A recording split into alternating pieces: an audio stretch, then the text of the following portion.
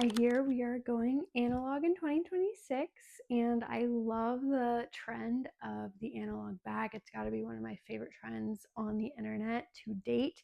And so I thought I would do a little What's in My Analog Bag 2026 edition. For anyone who doesn't know, an analog bag is meant to replace the behavior of reaching for your phone, to have easy access to things that are much more productive for you because you're actively engaging in something rather than passively consuming. First, I want to start out with my bag itself.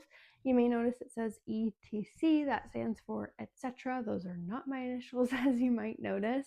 This is an ever evolving, growing thing as I evolve, my interests might evolve, my hobbies that I want to add in here.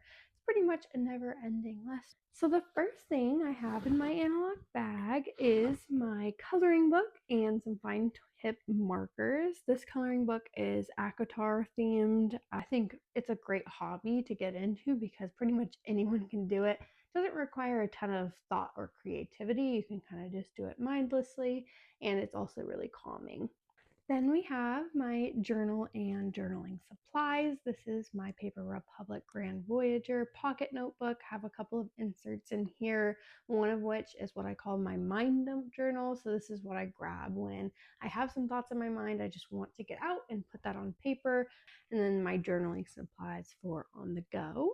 Then we have one of my little craft hobbies, and this is needle felting, a new craft that I'm taking up this year. I have a little set for making a cow. He's so cute. I'm so excited for him to be done.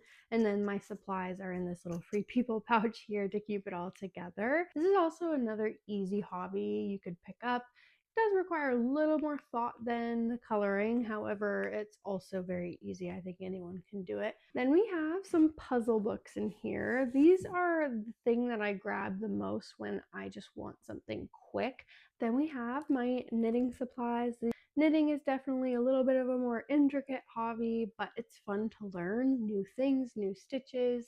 Then we have the Artist's Way, which is very suiting to put in an analog bag because essentially what this is a 12-week course on how to come closer to your creative self, how to rediscover that part of yourself. And last but certainly not least is my Kindle. This is not necessarily an analog item because it is a device. However, I definitely plan on just using it to read books. That's all it's meant for, which definitely is a hobby, and reading is actually my favorite hobby.